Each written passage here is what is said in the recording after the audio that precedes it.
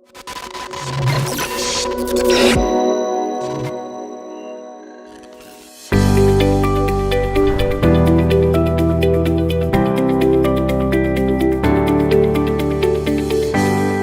people, welcome back.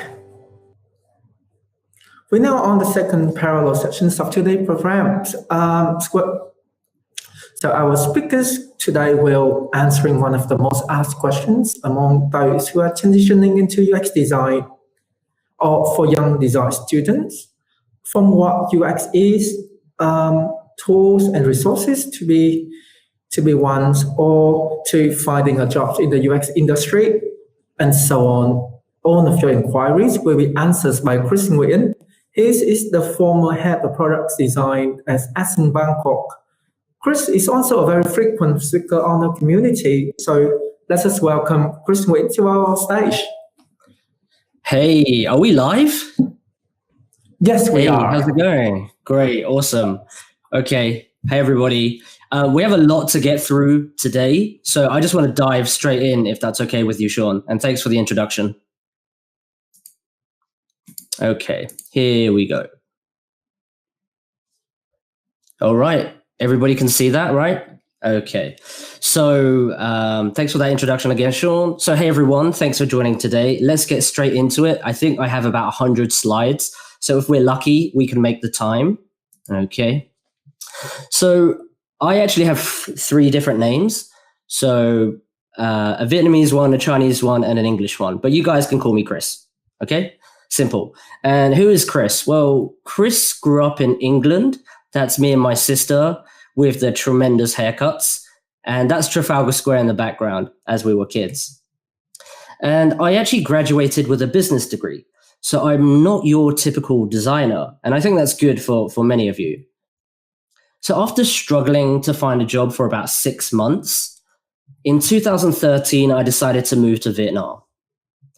And I started out working in tech. My first role was in digital marketing, where I basically got to do some really bad graphic design work.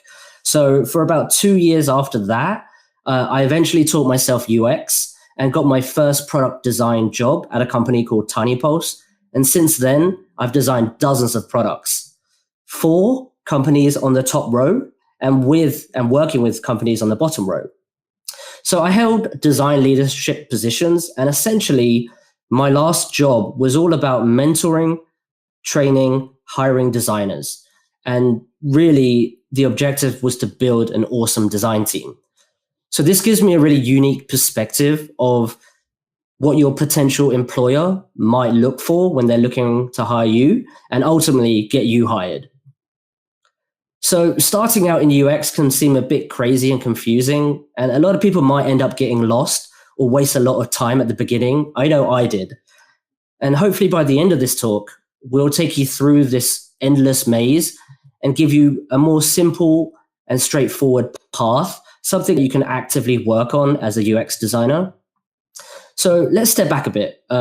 Let's ask, who is this presentation for? So first is for students, right? Ones who have just graduated or about to graduate, because they're often stressing about their potential career. They need some sort of guidance and insight on actually what happens in the real world. So things like applications, interviews, and what you need to work in the UX field might be useful. And the second is designers. You could be a web designer, you could be a graphic designer or a motion designer. How do you then transition to this field of UX, right? Or you could even be junior designers just looking to improve their craft. So maybe you're looking on advice about education, the experience, how do you get more experience outside of your daily 9 to 5? And how can you make your portfolio better? So if this all sounds interesting to you, I present to you guys the UX Getting Started Guide. 6 simple steps to get you started in user experience design. And don't worry about taking notes. I will share everything that I speak about in an article I wrote to prepare for this. So look out for that link. So let's get back to the guide. Okay, so it's 6 steps. Get excited, get educated, get the right tools, get some experience, get social, and get hired. Job done, right? But with any new thing we do, we always have to ask ourselves, why are we doing it? So it's a new pursuit. So please, designers, ask yourself why. Like all good designers, we always start with why. Why do you want to get into UX design? Is it because it's cool, or do you see the growing opportunities in Southeast Asia? Why is this the best choice versus visual or motion? Then you should be asking yourself, what? What are your motivations to get in?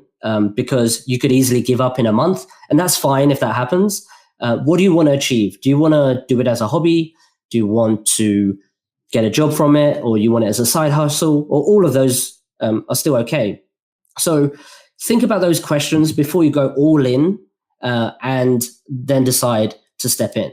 So let's go to the first step, right? So let's say you've decided you want to get in to this field. So how do we get excited? So here are some of the ideas. First, you have to answer a very crucial question, which is, what is user experience design, or what the F is user experience? So I'm not going to tell you today. You probably already know. So there's lots of free things out there, but understanding this as a fundamental before you fully commit is probably a good idea. And then we got to think about the umbrella of UX, right? There's a lot of terms that actually go into this. So the next step I like to tell people to do is actually speak to a UX designer, like what we're doing now. So you can see that different companies and different markets actually have sort of a different terminology, and also it's about the design maturity of the organization. So questions that you might ask your UX designer friend is, what does your day-to-day look like? What kind of problems do you need to solve? And how much time is spent doing designs, speaking to users? And then probably one of the most important questions is, do you like your job? Because if they say no, it's probably something you don't want to get into. But speaking to a bunch of people and contrasting and comparing those answers will give you a clearer understanding of what it is like to work in this field, right? So then, of course, at the first stages is, do you like to do it, right? If yes, then you can dive deeper. But there's so much content out there. What is right and what is wrong? So it's good for discovery, but it won't turn you into a UX designer. So what you really need now is the second step, which is structured hands-on approach. So it's get educated, right? Education, I believe, should be deeply personal, whether it's reading, listening, or watching. Tailor that education to yourself. So user experience design, in my opinion, is more of a vocation than a profession. So let me tell you the difference. A vocation is generally a job that requires a particular skill set, and it's not necessarily dependent on a college degree, kind of like software engineering. And a profession is something that you have to study extensively for. So acquiring a special skill, for example, doctors and lawyers. So UX design is a vocation and not a profession, but it's cool. You still get paid for it. Maybe not as much as a doctor, but that's okay. Okay, so some ideas for education, or where can you find this kind of stuff, right? Free courses. We love free courses. Anything for free, right? It's a good way to try before you buy, to validate if this is for you.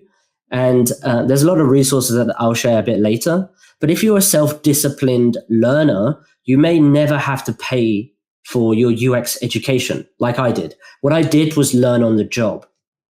And the other option is paid courses. There are actually a lot of paid courses, and really, really good ones out there, but they're not cheap and requires a lot of commitment. So you need to ask yourself, how much time can I dedicate each week? How much flexibility do I need in terms of scheduling? And what's my budget? Paid courses are a great immersive way for someone who's actually made that decision to become a UX designer. But yet again, they are not necessary. It's only when you actually decide to. And it won't get you hired, paid courses. However, applying what you learn and showing evidence of what you've done will get you hired. So let's talk about how to notice good paid courses, or what do they typically have, right? So one is project-based learning, a course that requires you to get hands-on to master the right practical skills and not just reading in theory. The second is a tangible portfolio piece. You want a paid course to actually have a curriculum that's built around you working towards your portfolio to refine it for the job market. And then the third thing is human support, a course that offers one or at least one industry expert to mentor you, to tutor you through the scenarios that you might have questions around. And then, of course, you want a course that supports your career, walk you through the hiring process of designers and coach you there. Ultimately, you're paying for a course because you want your career in UX. And yet again, these are great companies that offer really, really good courses, but they go up to something like $15,000. So you need to be really careful about this.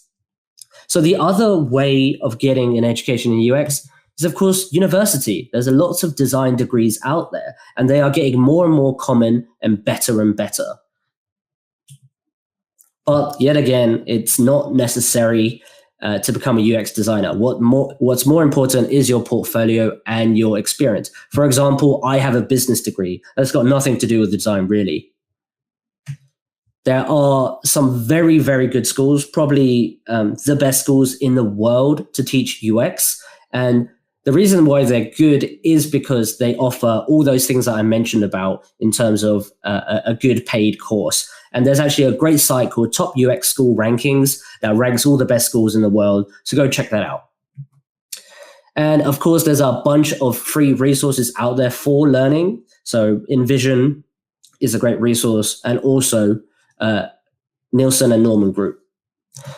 And here are some books that I will recommend for starters getting into UX design.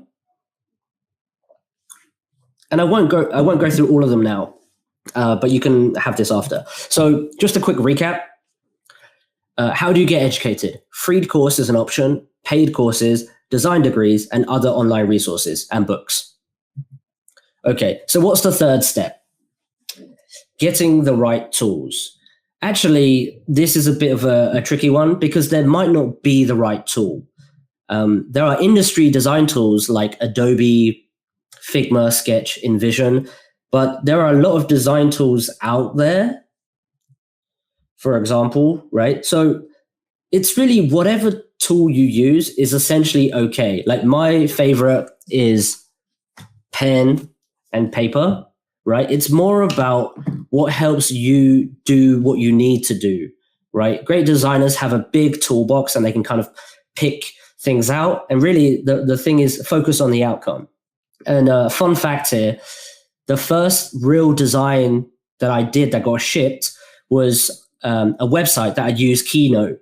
And then I found Sketch 3.0. And now I think we're on like Sketch 70 point something. So tools are not as important as you might think. So don't get stuck trying to learn all the tools because it will never happen. And here, okay, so if I was to recommend some tools, right, because I said they weren't important, but these are the typical ones. So this book, Sprint, is really helpful because it gives you a process to follow, especially when you're a newcomer, you don't really know what to do. So, and it will help you facilitate workshops by bringing in frameworks for brainstorming, idea generation, critiquing, some of those things. Typeform is a great survey tool for you, good for basic user research. Figma is a user interface tool that you probably know already because it's very famous. And then, of course, there's this book called Atomic Design. Really helps you think about scalable designs. Think of the system holistically, bigger than the screen, and also how to deconstruct it into its very minutiae details. So, and the one thing that's good about all these resources that I've just mentioned, they are all free, okay? But if you're stuck between using Sketch and Figma, then just choose one and move on, right? It's really not that important. Okay. So yeah, we spoke about tools, right? It's about finding the right tools to help you solve your problems and going on. Okay, so let's move on. So the fourth step, get some experience. Arguably, one of the most important steps is practicing your design skills, right? Putting your newly acquired UX skills to the test. And here's some ideas on how to get more experience, because I think a lot of people struggle with this. Easy. give things away for free, right? This is how I started. I said, hey, to my friend, oh, are you building your new business? Can I help you design a website? And she said yes, and that's how my career began. There's another way is design challenges. There's a lots of interesting brands out there that offer, daily UI challenges or 100 days of product design. They'll email you, a simple design problem to solve with a deadline, and then you can work on that. So I have a list of 10 for you a bit later. So that was design challenges. The next one is unsolicited redesigns. It's essentially redesigning something for fun, right? To gain, more UX experience. So it could be an app or website that you love or you find confusing. There's some great case studies online about someone redesigning a specific feature of Instagram. So they wanted to improve usability and discoverability of certain things. So you can do that as well. The next one is a must. So from all those 3 design things I just mentioned, you need to actually then apply it into your portfolio, and showing your work is a must. So you need to add any previous things you did from your background. For example, if it's graphic design, you can then add that in to make you more well-rounded designer. But really, employers look at your portfolio and they will judge you based on what you can do, as we found out in our portfolio review earlier today. And so I want to talk about some industry standard portfolio things that you need to include in your UX portfolio, right, in order to get you that job. So definitely include your process. Employers want to see evidence of you being thoughtful, your reasoning behind your decisions, and then how you arrive there. Don't just give them the final one, show them how you arrive there. And the next one is to include rough notes and sketches. So you want to show them that you are creative and have lots of ideas and that you didn't jump straight into the solution. Have your ideation, have your notes. Don't worry about including all of them, but include some of them to see that you went through that process of iteration. Then you need to include documentation and US artifacts. And this one, a lot of people forget about it because they just show the final thing and they leave out everything else. So you don't want to tell someone you did something. You want to actually show them. Right. So, for example, if you said you did interviews, show them the script, show them the results. If you did a journey map, show that. OK. And documentation, of course, links with that. And then your designs, the most obvious ones. Of course, you need to show your high fidelity mockups. Right. But don't be afraid to show some low fidelity stuff, wireframes. Right. Employers want to see that you can deliver high quality designs. But also don't forget to include a write-up. And then another thing that people often forget about is including something that's personal, right? You need to really stand out from the competition because, recruiters and hiring managers, they've seen so many portfolios. How are they going to choose you if you don't have something personal, right? Essentially, it's your own personal branding. So, for example, I made a video about my portfolio to capture who I am and what I care about. And I just put that on my portfolio. So if they watch that, hopefully they'll understand a bit about myself. Okay. And some experience. The last thing about experience is your soft skills. The hard skills when you start out is really, really important because it answers the question, can he or she actually do the job? But if you want to become better as a designer and more senior, I would argue that soft skills then take you to that next level because it answers questions like, can he or she be an effective communicator and move the needle, get them to where they want to go, right? So focus on the following when you're thinking about soft skills while you go through these processes of like working with other people. One is storytelling. How do you help someone empathize for who you're designing for? For example, I think we've all had bosses where they just don't care. They just want to do what they want to do. So how do you then tell them a story so they empathize around the user or the student they're designing for? And then the other one is critiquing, right? It's not just about delivering critique, but also how you receive it. How do you give feedback that's actionable, that's not personally attacking someone, but also capture what's needed to be improved. Critiquing is so important. And then, of course, presenting, persuading, engaging, and bedazzling your audience. And my favorite one is facilitating. How do you then lead a group of people to a common goal? Because we know that design is not just us at the desk. It's about speaking to people, engineers, stakeholders, users, and then everybody coming together to facilitate you to that common goal.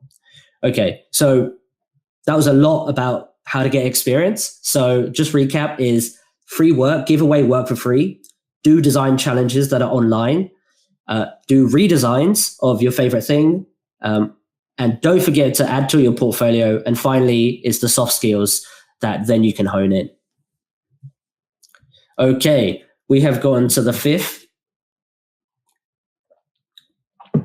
So the fifth is, how do you get over your imposter syndrome? You've done all of that stuff. So what then do you do? Well, I would argue you need to get social and connect with designers. And how does one typically connect with designers?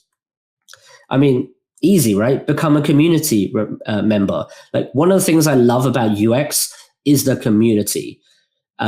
Designers typically you'll find are proactive, quirky, and we're so super happy to share knowledge. So if you wanted to meet your fellow designer friends, it's online communities, right? Like this one here, mentorship sessions. There's a really, really good one called Amazing Design People List. The events, meetups, Eventbrite, actually get out the door and meet people. And of course, conferences as well like this, where you can hear people speak about their experience and become part of that conversation. And then this is where I probably learned the most in terms of the forward thinking in this design field is influential and thought leaders in the UX space, right? There are so many out there, as I mentioned before, but these are my favorite, and these are ones that could probably get you started. Okay, everybody knows this guy, right?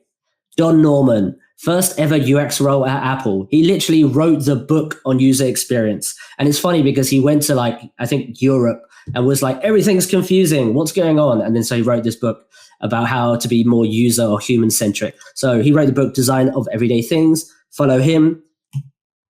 John Maeder, father of computational design. Fun fact, my boss actually works with him now. So it's pretty cool to see your boss being up there. Brad Frost, I mentioned a book earlier, which is Atomic Design. This guy is the author. So he's a thought leader on design systems, and he basically wrote the book on it. Another favorite of mine is Julie Zhu, an ex-VP of product design at Facebook. So she actually started out as a software engineer intern. That's crazy, right? And then another one of my favorites is Jonathan Courtney. Can you guys see that? Yeah, okay, good. He's the founder of AJ and Smart, a design agency in Berlin, and he's more well-rounded. He's a very product-orientated designer that also speaks about business. So it's also very, very interesting for me. And guess what all of them have in common? None of them studied UX officially. That's mind-blowing, right? If they could do it, why can't you? So a recap of getting social is become a part of the community, get to know other designers, figure out what their problems are and how they solved it. And then, of course, follow the thought leaders on this subject because UX is changing, especially with AI and machine learning. So you want to be on top of that. And the final step, of course, after you've done all of that stuff, is to get hired, right? You've worked so hard for this, so it's time to get paid. And the first step is obviously looking for a job.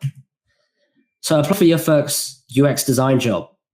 Finding the right job is super hard, even for seasoned UX veterans. But here's some common advice I give to beginners. Use the JD as milestones. So look at the requirements and the skills that it says this job needs, and then work back from that, right? Add them to your portfolio, train yourself on what wireframing is, what prototyping is, how to do user interviews, right? Because majority of UX job descriptions are really generic, and there's only a few things, so it won't take you long before you crush each one of those skills, but use that as a guideline. Then go for quantity and not quality. This is the same as idea generation, right? What you care about at the beginning is the experience, right? Try to get paid for learning UX, right? Like, you don't need to pay for it. Someone else would pay for it, and you just learn on the job. I would recommend this one because having other UX designers around and their team around you will give you that mentorship and learning. So you actually have a lot of insight on the nuances of UX design and how to work in this field. So that will supercharge your career. And start now. I mean, if you think you're comfortable in applying for jobs, the sooner you start to get that job, the sooner then potentially you'll find your specialization, whether it's research, design systems, UI, content design, right? Start right away when you're comfortable. And of course, don't worry about the title. You're trying to get hired to improve your skills, and titles of UX designers are evolving constantly, so it doesn't really matter, right? And then this is, of course, your own personal preference and what you think is right or fair. But I would say put growth over salary, because the money will eventually come. Okay, so let's talk about some job interviews. You've first applied and you've got your first job interview, right? And it's quite scary because like, oh, what do I need to do? How do I need to do this, right? Fear not, most companies go through this process I'm about to show you when hiring. So as long as you're familiar with every bit of this, it's easy. Okay. So the first one is what we did today. For those of you who joined us, portfolio review, right?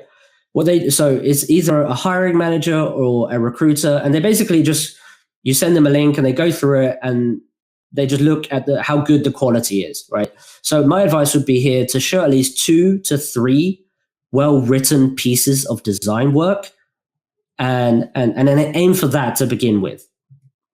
Then they typically say, after your portfolio is good enough, so they think, they go to a phone interview, right? It's usually a quick hello. It's more of a formality to ask you about your background, your experience. So be confident, be concise, express how much this means to you because you really want to like learn and get that job. And sometimes in emerging markets like Vietnam, it's also like a way to test your English. So it's fine. And the third one is a portfolio walkthrough, right? It's a presentation of your design work. So they'll consider your process, the quality of work, and how you present those ideas forward. So answer questions honestly. If you don't know, say you don't know. Take the feedback gracefully. You know, they're trying to be objective to really find out how you think, and then show your best projects. Okay, this one also puts a lot of people off, is the UX design challenge. It's a short take-home test, and really they're trying to examine your ability to execute within a specific timeline, and then how you reason your design decisions based on limited data, and then of course the presentation. So go through the process you learn, list the constraints, and document everything. Then my favorite part is the whiteboard challenge, and a lot of people get thrown off by this too. It's a live whiteboarding session. So you're supposed to be in the office and they ask you a question, you start drawing on the wall.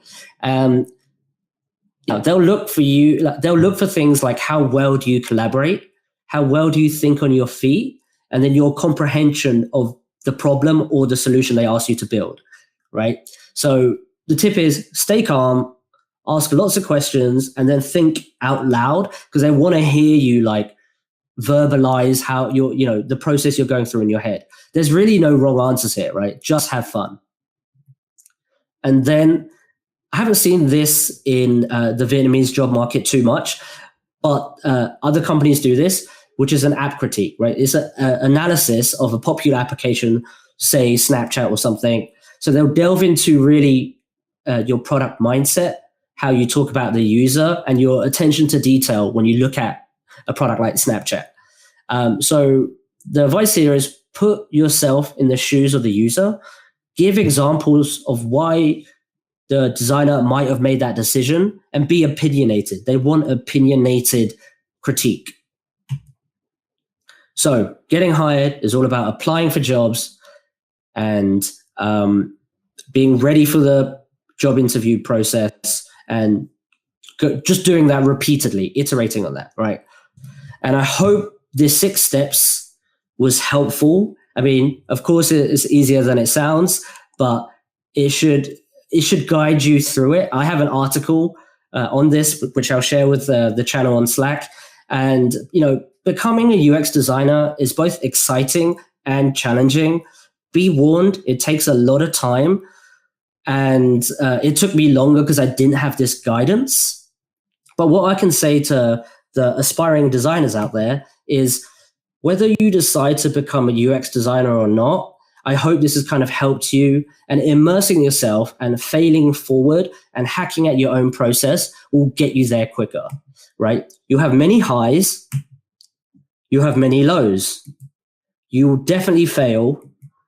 There's going to be so many of arguments. You will lose sleep. You will learn a lot. You'll end up designing things for millions of people, and you'll end up loving it like I did. Good luck, and thank you.